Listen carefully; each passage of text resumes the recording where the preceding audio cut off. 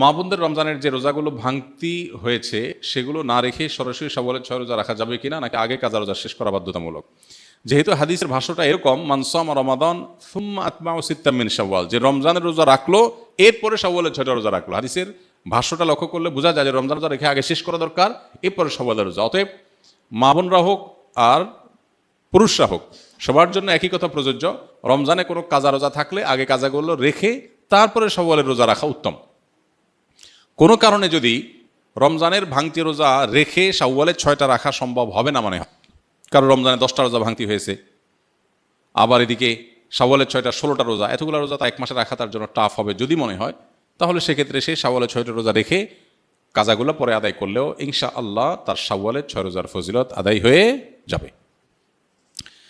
শাওয়ালের 6 রোজা কি ঈদের পর দিনই শুরু করতে হবে, নাকি পুরো মাসের যে কোনো দিন রাখলে হবে? এই রোজাগুলো কি টানা রাখতে হবে নাকি বিরতি দিয়ে? এটা আমরা ইতিপূর্বে বলে ফেলেছি।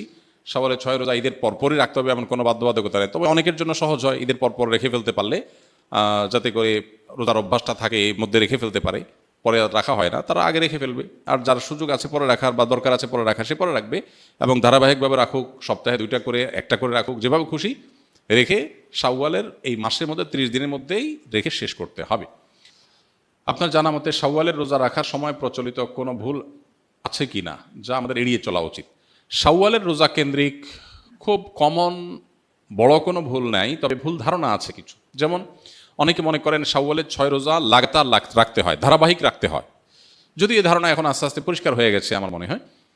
শাওয়ালের 6টা রোজার ফজিলতটা আমরা জানি। নবী সাল্লাল্লাহু আলাইহি ওয়াসাল্লাম বলেছেন, মান সামা রমাদান সুম্মা আতবাহু সিত্তাম মিন শাওয়াল কানা কাসিয়ামি দাহর, যে ব্যক্তি রমজান রোজা রাখার পরে শাওয়ালের 6টা রোজা রাখবে সে ব্যক্তি সারা বছর রোজা রাখার সওয়াব পাবে। এক হাদিসে নবী আলাইহিস সালাম এটার ব্যাখ্যাও করে দিয়েছেন। বিষয়টা এইভাবে যে রমজানের 30টা রোজা সচরাচর সর্বোচ্চ 30টা রোজা হয়, এটাকে প্রত্যেক আমলকে আল্লাহ তাআলা কমপক্ষে 10 গুণ বাড়িয়ে দেন, তাতে 30কে 10 দিয়ে গুণ দিলে 300 হয়, আর শাওয়ালের 6টা রোজা রাখলে আর 6 দুগুণে 60 হয়, তাহলে 360, চান্দ্র বছর হিসাবে 360 দিন। অতএব পুরো বছর রোজা রাখা সওয়াব পেতে হলে রমজান রোজা পরে শাওয়ালের 6টা রোজা রাখতে হবে। এই রোজা রাখার ক্ষেত্রে কোনো ধারাবাহিকতার শর্ত নাই, ভেঙে ভেঙে রাখতে পারেন, ইচ্ছে মানে একসাথে রাখতে পারেন, যেভাবে খুশি রাখতে পারেন। এটা হলো একটা ভুল ধারণা সাধারণত, যে একসাথে রাখা লাগে কিনা অনেকের ধারণা হতে পারে। এর বাইরে আর তেমন কোনো মেজর ভুল দেখি না। রমজান রোজা যেভাবে রাখেন সেটাও একইভাবে আপনি রাখবেন, শাওয়াল মাসের মধ্যেই রেখে দিবেন। নববিবাহিতদের জন্য কিছু উপদেশ দিন। যারা সদ্য বিবাহিত তাদের উদ্দেশ্যে আমার উপদেশ সবসময় থাকে, তারা স্ত্রীর কথা, ব্যাস এটাই উপদেশ। আপনারা হেসে উড়াই দিলেন জিনিসটা, সিরিয়াস উপদেশ। আমি কোনো বিয়ে পড়ালে সাধারণত আমি নতুন জামাইকে বলি, বাবা সুখে থাকতে চাইলে বইয়ের হাতে বায়াত হয়ে মুরিদ হয়ে তার কথা মতো চলবা, ব্যাস শেষ। এটাই হলো পারিবারিক সুখ শান্তির মূল মন্ত্র।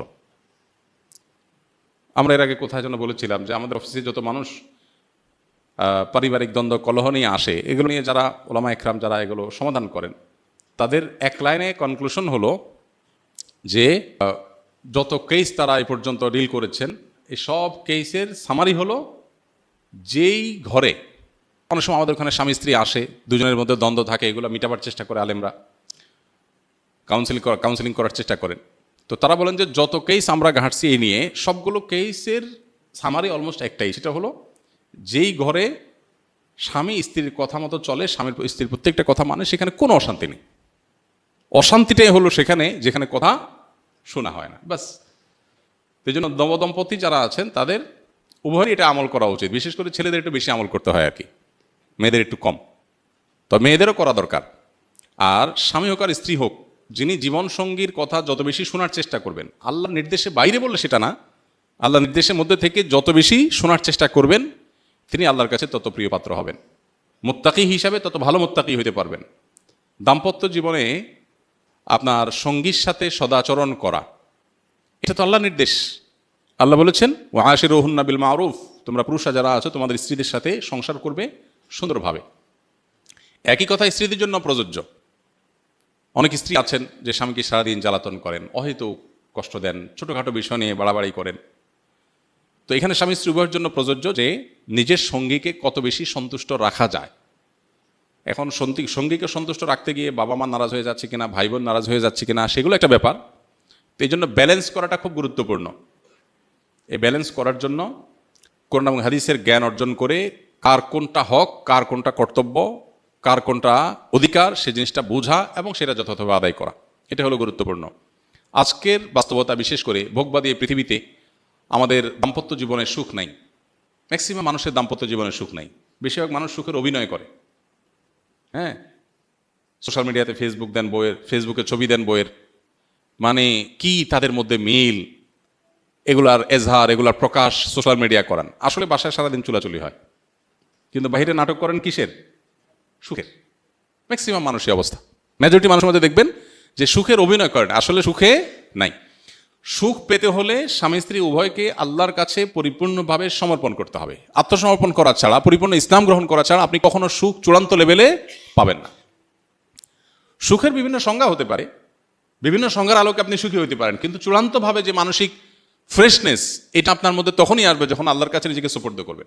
আল্লাহর কাছে সুপর্দ করলে লাভ কি হয় দেখেন, স্ত্রীর কথায় কষ্ট পেয়েছেন, স্বামীর কথায় কষ্ট পেয়েছেন, আপনি সবর করবেন, কারণ সবর করলে আল্লাহ কি দিবেন? বিনিময় দিবেন। আপনি এই কষ্টটাকেও আপনার একটা অর্জনের উপায় হিসাবে গ্রহণ করবেন। ব্যাস, এখানেই আপনার জন্য বিশাল বড় কি আছে? অপরচুনিটি আছে। এই জন্য আমরা যথাসম্ভব সর্বোচ্চ চেষ্টা করবো ইনশাআল্লাহ বিদিনিল্লাহ দাম্পত্য জীবনে সবর এখতিয়ার করার। যে যত বেশি সবর করবে দাম্পত্য সঙ্গীর মধ্যে, সে আল্লাহর কাছে তত বেশি প্রিয় হবে, যে যত বেশি সবর করতে পারবে। ভোগবাদী এই দুনিয়াতে আমরা বেশিরভাগ মানুষই অনেক বেশি অসহনশীল। সবাই আমরা অধিকার সচেতন। স্বামী স্ত্রী যদি কোরআন হাদিস জানে, একটু ইসলাম চর্চা করে, তাহলে তারা তাদের মতো করে অধিকার সচেতন হয়। স্বামীর বক্তব্য থাকে যে আমার নির্দেশ মেনে চলতে হবে। আমাদেরকে বিভিন্ন মানুষজন দেখা হলে বলে, হুজুর আপনার বিভিন্ন ভিডিও ক্লিপ বউ পাঠায় আমারে, মেনশন করে। তাই আমি বলি যে বউর পক্ষের ওয়াজ পাইলে আপনারে পাঠায়, আপনার পক্ষের ওয়াজ গেলে আপনি তারা পাঠান না কেন? যার করণীয় সে সেটা শুনবে, সেটা না শুনে আমরা কি করি? স্বামীর বলি, দেখছো হুজুর কি বলছে, খেয়াল রাখবা। আবার স্বামী স্ত্রীকে বলে, দেখছো ইসলামে কি বলছে, খেয়াল রাখবা। আমারটা আমি খেয়াল রাখবো, তারটা সে খেয়াল রাখবে। এটা হওয়া উচিত। সেটা না হয় আমরা দুনিয়ার সবার করণীয় ঠিক করি, নিজেরটার বেলায় ঠিক নেই। আমি আমারটা সঠিকভাবে আদায় করব, সে যদি না করে সে আল্লাহর কাছে বুঝবে, শেষ। তো এই জন্য দিন চর্চা, পরিপূর্ণভাবে ইসলামের কাছে আত্মসমর্পণ করা, এটা ছাড়া কখনো দাম্পত্য সুখ চূড়ান্ত লেভেলে পাওয়া সম্ভব না। আল্লাহ তাআলা আমাদেরকে সবর এবং শুকর করার তৌফিক দান করুন। দাম্পত্য জীবনে সুখের জন্য সবর এবং শুকর, এটা নির্বিকল্প। যা পেয়েছি আল্লাহ শুকর, এর চেয়ে খারাপ হতে পারত। আর যেটুকু হয়েছে এটার জন্য কি করা? সবর করা। সাদকাতুল ফিতর কি শুধু আটা বা খেজুর দিয়েই হয়? দিয়েছি। এটার উত্তর আমরা রমজানে যে গুনাহগারগুলো ছেড়েছিলাম শয়তান মুক্ত হওয়ার পর, সেগুলো থেকে বাঁচার উপায় কি? রমজানে যে সমস্ত গুনাহগুলো আমাদের দ্বারা হয়ে গেছে, সেগুলো রমজান পরবর্তী জীবনে আমরা কিভাবে ছাড়ব, এটার জবাব আজকে আমরা বলেছি পুরো আলোচনাতে। মূলত রমজান মাসে রোজার মাধ্যমে যে আমাদেরকে আল্লাহ তাআলা তাকওয়া চর্চা করতে বলেছেন বা মুত্তাকি হতে বলেছেন, রোজার এই বার্তাটা গ্রহণ করা, রোজার এই মর্মটাকে উপলব্ধি করা, এটা যদি আমরা করতে পারি তাহলে রমজান পরবর্তী জীবনে ইনশাআল্লাহ তাকওয়া চর্চা করা আমাদের জন্য সহজ হবে। আর যদি রোজার মানে শুধুমাত্র সাহারি ইফতার মনে করি আর তাকওয়া চর্চার বিষয়টা না বুঝি, তাহলে সেক্ষেত্রে রমজান পরবর্তী জীবনে আসলে এর কোনো প্রভাব পড়বে না।